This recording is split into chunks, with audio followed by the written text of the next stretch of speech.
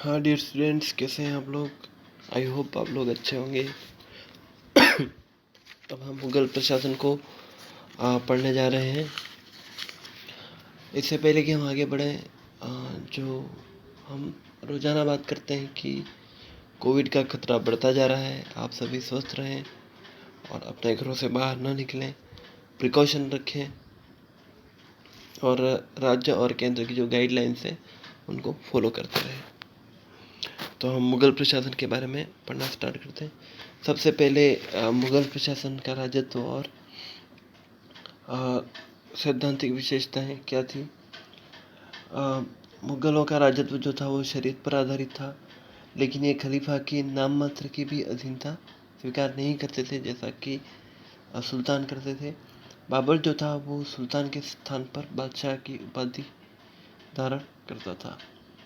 मुगलकालीन राजत्व का जो स्पष्ट वर्णन है वो अबुल फजल की आइन ए अकबरी में मिलता है। मुगल प्रशासन जो है वो भारतीय और अरबी तत्वों का सम्मिश्रण मुगल प्रशासन में देखने को मिलता है।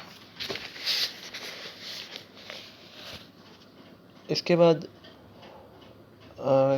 थोड़ा क्या था इसमें, कुछ विशेषताएं देख लें अपन। बादशाह की मदद से एक मंत्री परिषद होती थी और इसको विचारत कहा जाता था। व्यावहारिक दृष्टि से ये व्यवस्था धर्म प्रधान नहीं थी, बिल्कुल अलग थी, और यह केंद्रीकृत निरंकुश शासन था। समझ शक्तियाँ बादशाह में निहित होती थी और सैद्धांतिक रूप से उसके अधिकार असीमित थे और उसके आदेश ही कानून होते थे। इसके बाद अकबर ने 1579 में महजर की घोषणा की, जिसमें बादशाह को इस्लामी कानून का अंतिम निर्णायक घोषित किया गया। तो इस तरह से राजत्व मुगल राजत्व था। अब केंद्रीय प्रशासन जो था वो किस तरह से था। केंद्रीय प्रशासन में जो एक वजीर होता था, ये साम्राज्य का प्रधानमंत्री होता था, और बाबर और हुमायूं के समय ये काफ़ी महत्वपूर्ण भी था, और अकबर के काल में इसको वकील कहा जाने लगा।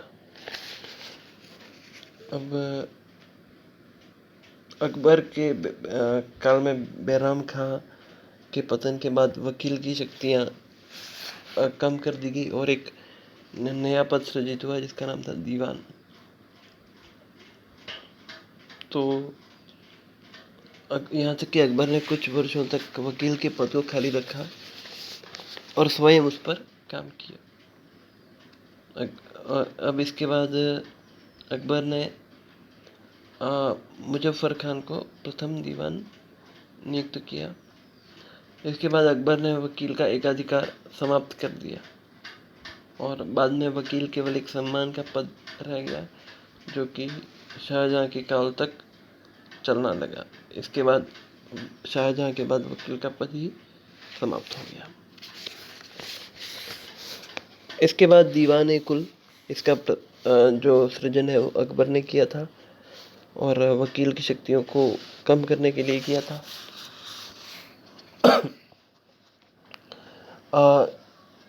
जो सूबों के दीवान जो होते थे वो भी शाही दीवान से परामर्श के बाद ही नियुक्त होते थे।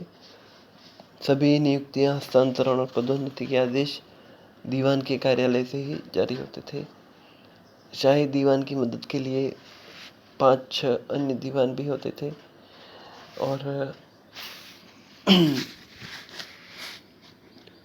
धीरे धीरे दीवान जो था वो बादशाह की अनुपस्थिति में बादशाह की ओर से भी कार्य करता था और ये काफ़ी अन्य अधिकारियों और बादशाह के मध्य कड़ी हुआ करता था।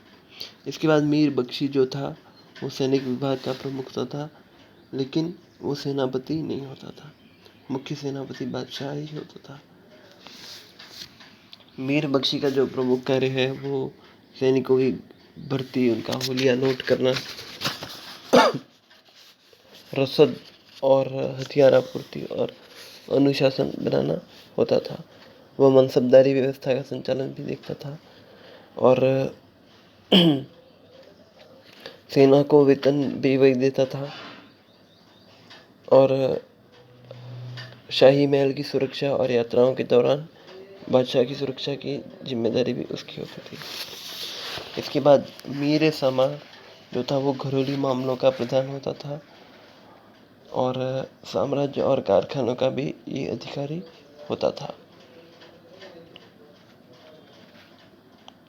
इसके बाद पहले ये दीवान के अधीन होता था, लेकिन बाद में इसको मंत्री पद का दर्जा मिल गया। इसके बाद सद्र उस सुदूर जो होता था वो धार्मिक मामलों का प्रमुख होता था और ये बादशाह को सलाह देता था। इसके प्रमुख कार्य दान पुण्य की व्यवस्था करना, विद्वानों को कर मुक्त भूमि देना, वजीफा देना, ऐसे होता था। इसका कभी स्थानांतरण नहीं होता था। काजी उल कुजात जो था वो मुख्य काजी होता था और ये न्याय व्यवस्था को देखता था। इसके अलावा एक मुहतसिब होता था और ये इसकी नियुक्ति औरंगजेब ने की थी और ये जो देखता था कि मुस्लिम प्रजा का आचरण कैसा है। इसके अलावा जो अन्य उच्च पदाधिकारी थे, मीर आतिश शाही तोपखाने के लिए दरोगाई, डाक चौकी, गुप्तचर और डाक विभाग का प्रमुख, मीर बहर जल सेना का प्रधान, मीर बर्र वन विभाग का अधीक्षक, मीर अर्ज बादशाह के पास भेजने वाले आवेदन का वाकिया नवीस समाचार लेखक, उसके बाद खुफिया नवीस जो गुप्तचर ही था, ये भी एक तरह से हरकारा जो था वो जासूस कहलाता। इस तरह के कुछ पदाधिकारी होते थे। इसके बाद प्रांतीय शासन में हम देख लेते हैं।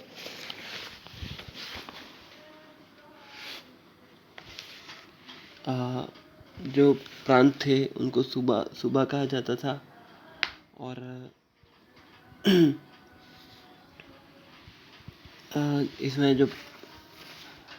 इसमें जो प्रांतीय दीवान होता था इसको अकबर ने सृजित किया था।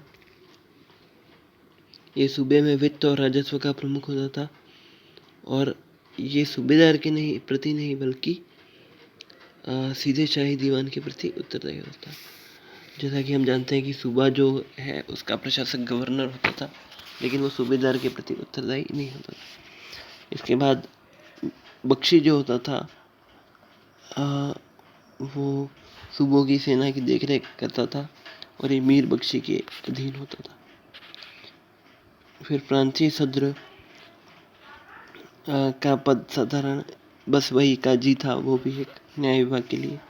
मीर अदल ये अनुदानों, उत्तराधिकारों और अन्य विवादों का निपटारा करता था। इसके अलावा बड़े नगरों में कोतवाल भी नियुक्त होते थे। सरकार का जो प्रशासन है, सरकार का मतलब होता है जिला। इसमें फौजदार होते थे, ये सरकार का मुख्य प्रशासक होता था और सरकार में कानूनी व्यवस्था भी बनाए रखना इसकी जिम्मेदारी थी। इसके बाद अमल गुजार ये राजस्व वसूली का कार्य करता था। बितकची जो था वो अमल गुजार के अधीन लिपिक होता था और सभी संपूर्ण कागजात तैयार करता था। खजानदार जो होता था वो जिले का खजांची होता था और प्रत्येक सरकार में एक काजी भी होता था जो न्याय व्यवस्था देखता था। इसके बाद परगना और ग्राम प्रशासन। परगने के प्रशासन में सिकदार होता था और परगने में इसका कार्य था शांति कायम रखना। आमिल जो था वो वित्तीय अधिकारी होता था और लगान वसूली का कार्य करता था। इसके बाद फौजदार जो होता था वो परगने का खजांची होता था। कानून को जो होते थे वो परगने के लिपिक होते थे और कारकुन जो थे वो भी लिपिक होते थे। ये कानून को जो था वो परगने के पटवारियों का अधिकारी होते थे। अब जो ग्रामीण प्रशासन था इसमें मुखिया को खूत, मुकद्दम या चौधरी कहा जाता था और गांव में पटवारी जो था वो राजस्व वसूली का कार्य करता था। तो इस तरह से परगना और ग्राम प्रशासन था। तो इस तरह से हमारा जो ये प्रशासन वाला पार्ट है वो एंड होता है। Thank you so much.